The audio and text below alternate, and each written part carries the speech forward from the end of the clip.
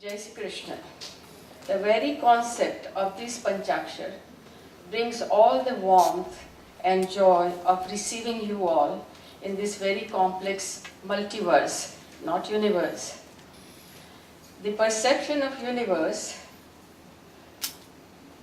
at its origin was two-dimensional, and by 1600, concept of gravity, Newton's law changed the whole understanding of design field. In 1907, theory of relativity was added, and by 1909, unified idea of fourth dimension came into existence. There is cosmic sphere of time and space was established, and time became real substance. The design field changed dramatically, and scientists of the field of physics kept working on it, of understanding of cosmos and universe. In 2016, the new knowledge was established with the concept that universe is a vibrating filament making particles and establishing complex geometry, and concept of 10 dimensions was established. The complexity of our field became by many folds. In Japan literature, they have already defined universe as 9 dimensions, and the 10 dimensions was of time. In our Vedic literature, one of the interpretations of third eye of Lord Shiva reveals multiple dimensional universe. The Mother and Sri Aurobindo express creative aspects through dimensions of mind, the vital and the physical, in light of design with consciousness, embracing vibrations of beauty, harmony, and purity. Just imagine, design field have to change with new concepts of space very bravely, effectively, and innovatively for humanity to make history. The task of design became understanding of multidimensional issues relating to every aspect of the dimension and establishing strong connection to all of them to survive and enrich its function of expression of humanity.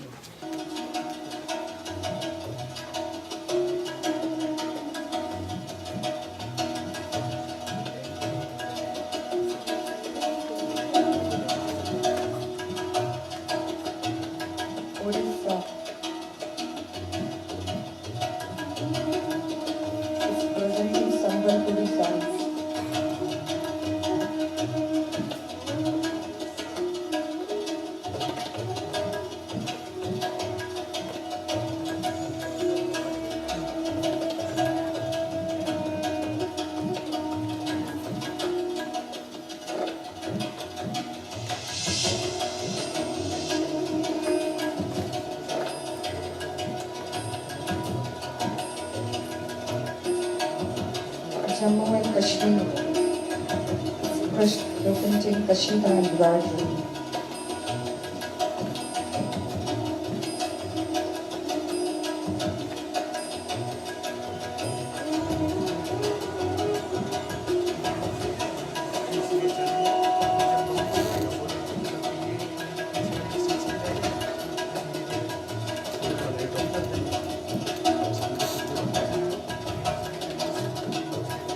Rajasthan. No such one word. We are a very Shabd Pradhan Desh, but our 400 odd languages and many more dialects fast disappearing, they can't find one to cover its reach.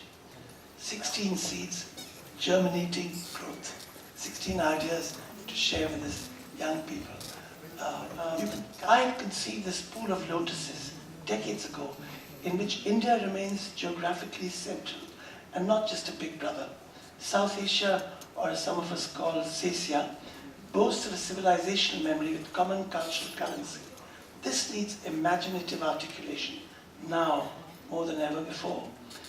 And over the last 20 years, I've been working to collaborate once again with international museums on an intermediate program activating cross-border, cross-cultural dialogues for a very fractured subcontinent. I call this the Asian journey, South Asia. We thrive on more than 4,600 socially definable communities, and none of them racially pure or 24 carats. So perhaps one survives only because we are an alloy, a ceaseless celebration of human impurity, caste and class notwithstanding, multilingual, multi-faith, multi-everything subcontinent in the world, with an unmistakable variety of living cultural practices, costumes, cuisines, aspirations, auras. 330 million gods, with or without form, make us a very prolific and porous society, very permeable, with divergent roots in geographies and parallel histories. In this mind-boggling, unique ethnological zoo, defying the melting pot syndrome of monoculture, this will require courage and creativity. This will define our most enduring, endearing, and perhaps uniting ecology, which is what Sri Aurobindo spoke about again and again. Even European languages refer to our civilizational enterprise in the plural as theys and the Indias. I say diversity, connectivity, empowerment, peace. Once more, with everybody's hand. Diversity, connectivity, empowerment, peace. Okay, thank you. So the next point, transformation. Build the act of change within your DNA. But change is a necessary thing. And to be able to differentiate, we need pehchan, my third point. Quality like culture cannot be substituted. The air we breathe may be polluted, but can we stop breathing? Development is not sustainable if it makes you voiceless. It's a good talisman to use if you can. So transdisciplinary. Our own Vishnu Dharmottara Puran says that you cannot be an architect till you're a dancer, cannot be a dancer till you are a sculptor. A sculptor requires music, music requires mathematics, and all these things get connected. So long before our gurus, the Eames, thought about everything connects, we've always had it, not looking at education in silos. And this takes us to the creative economy. And I say from an agricultural economy to a manufacturing economy to a service economy, we have now on the threshold of what we call the creative economy. And this leads me to my seventh point of hand skills. If you try to do this, monkeys can't do that. They are thick parachutes, cling on to branches. So if you don't exercise all this, you could go back to being primates, and your brain has a direct connection with what we do with our hand and our body. Upskill them. The anonymous genius. Look at this common sense about design without designers. And jigyasa. Jigyasa is about जिन्हें खो जाते में पाइए गहरे पानी बैठ मैं भी पूरा बूढ़न डरा रहा किनारे बैठ, something that's so deep into it, about remaining tentative. Yet I speak about the poetry of transition. In this neither here nor there, I talk about liminality, speak about neti, even about feminine energy. I think that prakriti or pra means excellent and kriti means creation. Hence excellent creation. Prakriti is also the first cause, the female principle, primeval energy, fluid matter. And I explain 12th is timing, and this is Wangchuk's work. True learning can only happen when you rise to the occasion. This need not be fast food, fast fashion, instant coffee, etc. Why not be slow and steady? Dhire dhire re mana, dhire sab kuch hot. Mali siche 100 ghade, ritu aaye, phool hoye. So, sangat, extremely important. I talked about pehchan, but bin bhedi, bahar mat bhatko. Bina bhed, but bina vastu theek paaye jab bhedi lijo saath. So you have to have a very critical aspect of companionship. Then rasa anubhuti, the world of senses. Awaken your rasa. Do everything you can to prevent your senses from shrinking. And finally, spiritual resonance. I'm here at a place inspired by the works of Sri Aurobindo, the great master, the mother, who has made it contemporary, made him come out to something that could become completely universal. And metaphysics, architecture, music, dance, philosophy, literature, no great work has existed without this equation. And this is not likely to change. So finally, the last point, give me 3 more minutes and I'll back up, is feeling the intangible. To this intangible domain of design, may I conclude with some thoughts on connecting with the intangible. Consider the Sanskrit meaning of culture: to grow, purify, prepare, polish, consecrate. Gandhiji preferred the word sabhyata, a collective goal, a civilizational process. May I end with my favorite lost cause metaphor. We are like a musk deer, searching frantically in the forest for a fragrance that actually lies within our womb. Kasturi kundali base, mrig dhunde banmahi. No seed is shy of germination, nor does any fruit remain on the tree when ripe. And when it falls, if it doesn't rot, it won't rot if the ground is fertile.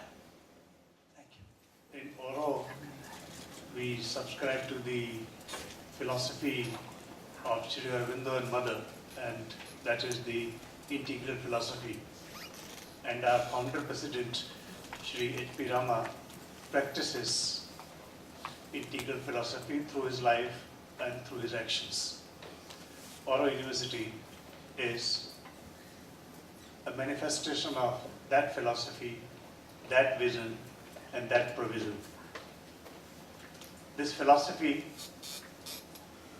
basically finds its resonance in the theme of the seminar that speaks of Design Connect.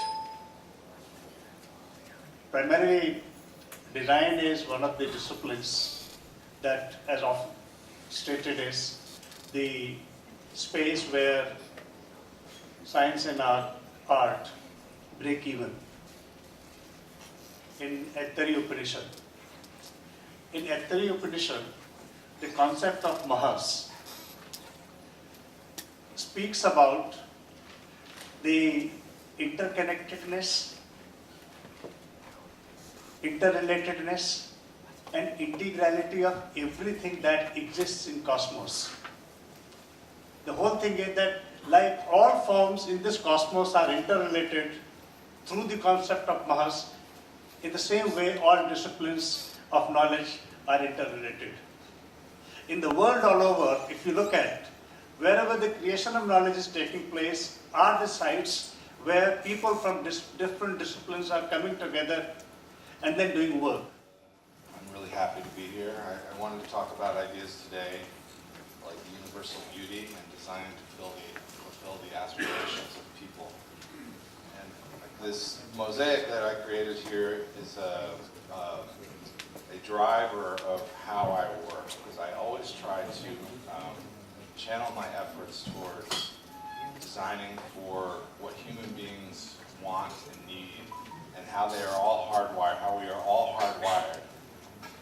And we are hardwired because we are all part of this world that has a DNA, and that shapes how we think and how we experience things, and it makes all of us react to things in a similar way. It's designed for the aspirations of people, in that I'm trying to create products that speak to what they really want.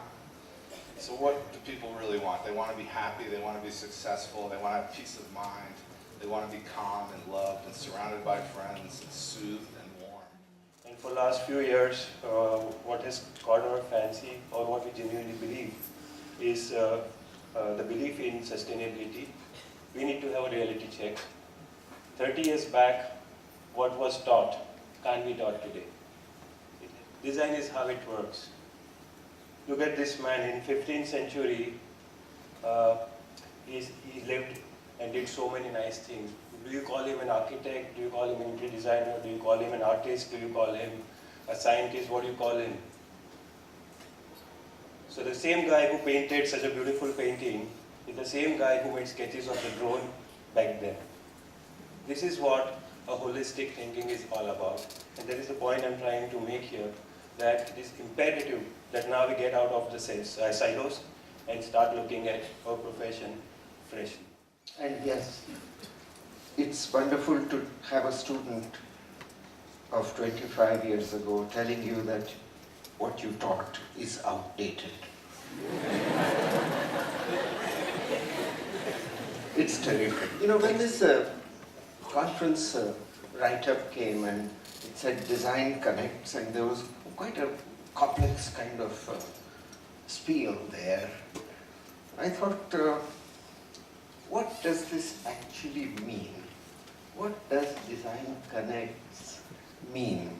Because everywhere I was seeing disconnection going on around me, but I thought at least we ought to find out what this means, and like a typical Pantuji.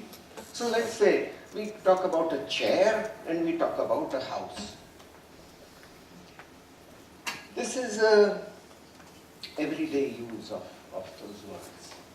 Everyone knows what they mean. And they are a sort of functional class. They define the functional class, but they also are meaningful to each and every person in society, and everyone knows what a house is.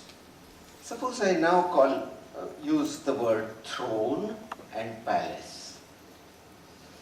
So I've taken a particular type of house, a particular type of chair, and put it in out of that class, I've defined something specific. This tells me something about the social situation in which it is there. Still, everybody understands it. So the everyday and the special are distributed throughout society, are used by everyone, and are connected to knowledges which are throughout society. They are not specialized knowledges. I then say Davenport. That's a particular type of seating arrangement. And I say Haveli. So I've now come to a cultural background. And you have to be part of that culture to understand what that means.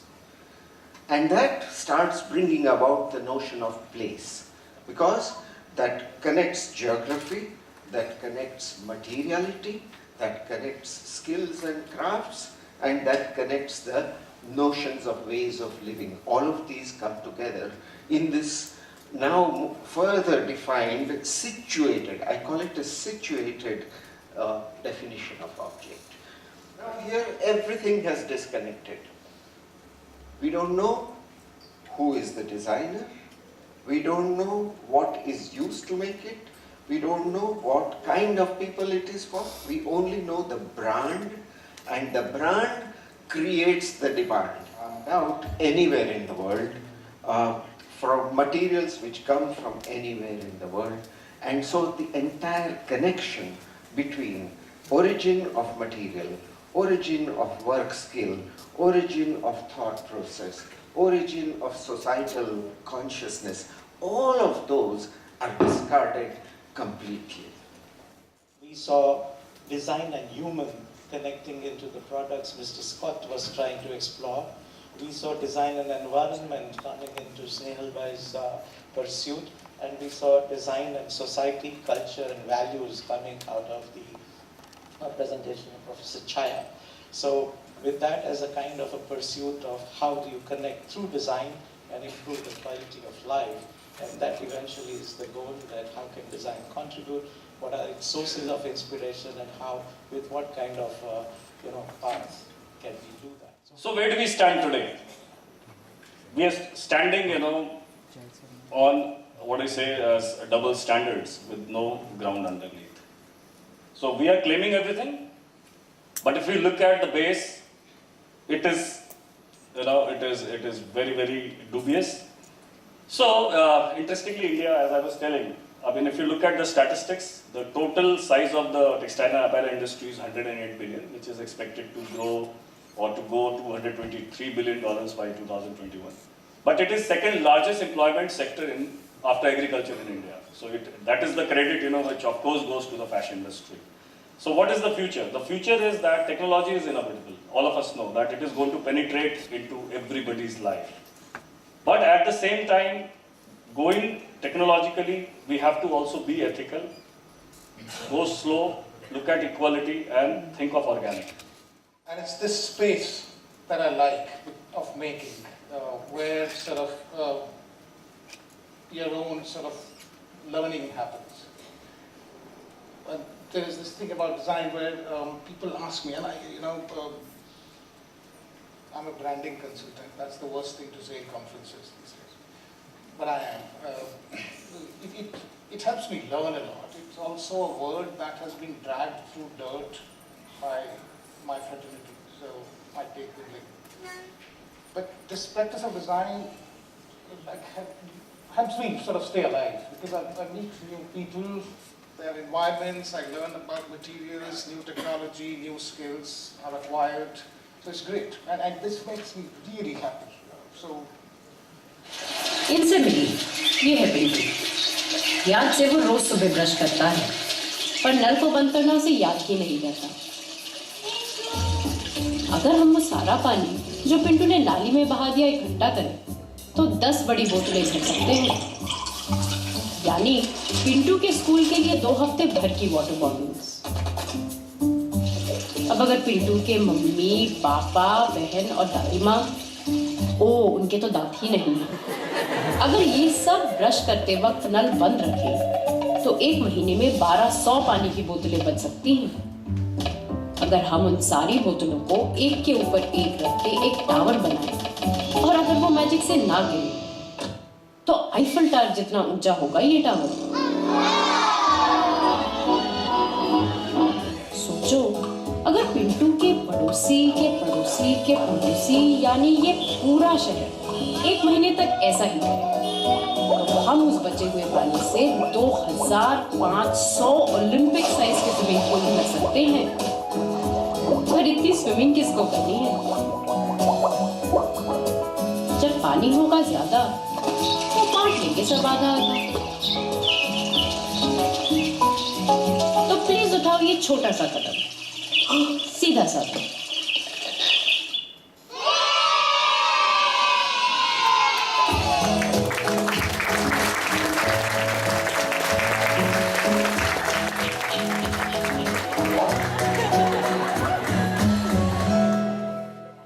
But this is still work in progress.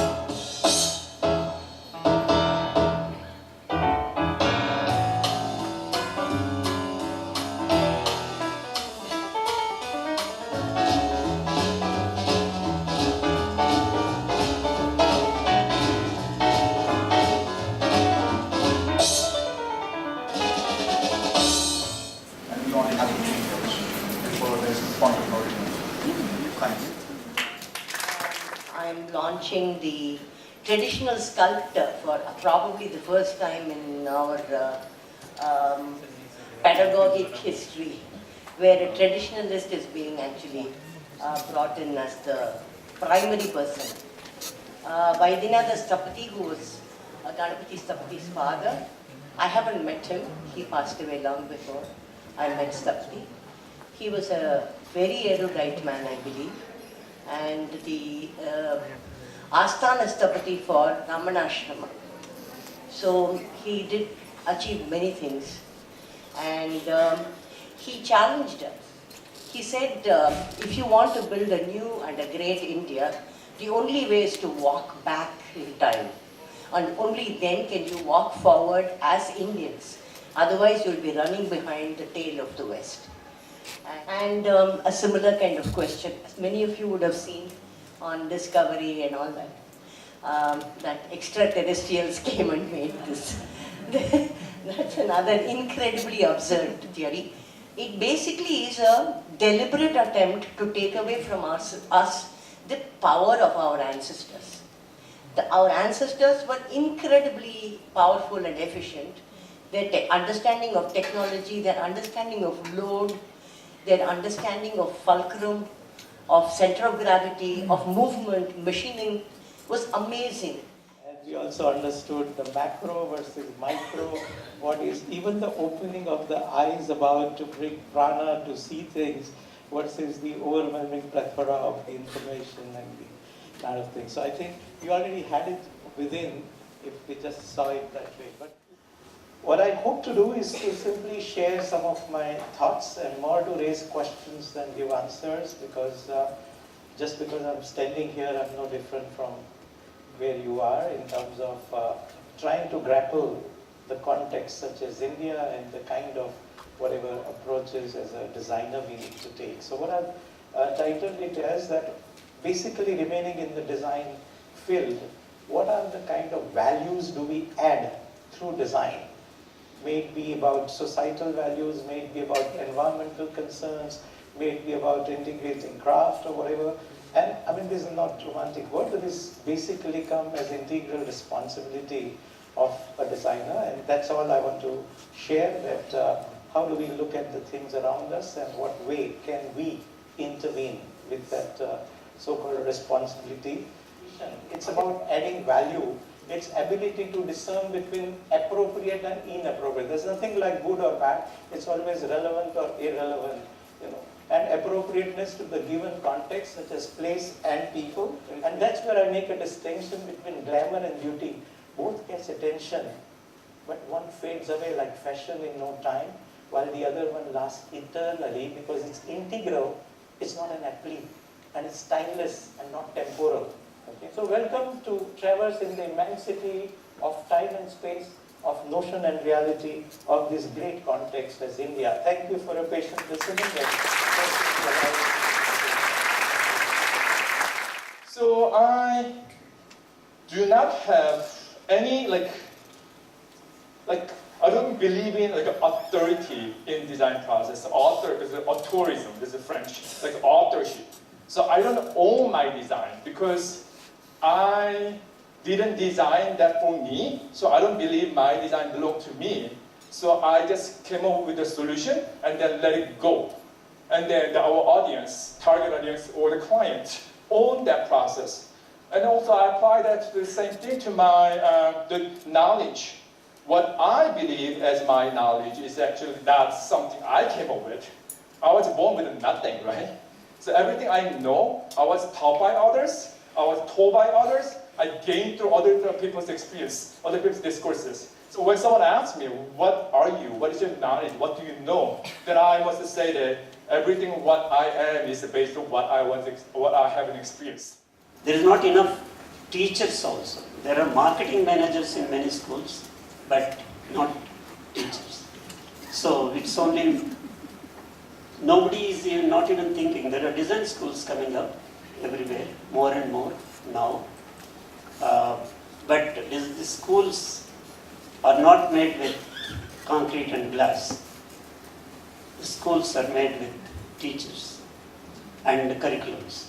There is not enough kind of work is being done in this area to make the groundwork, but also that the design education prosper. Otherwise, it will become many schools, but no good designers.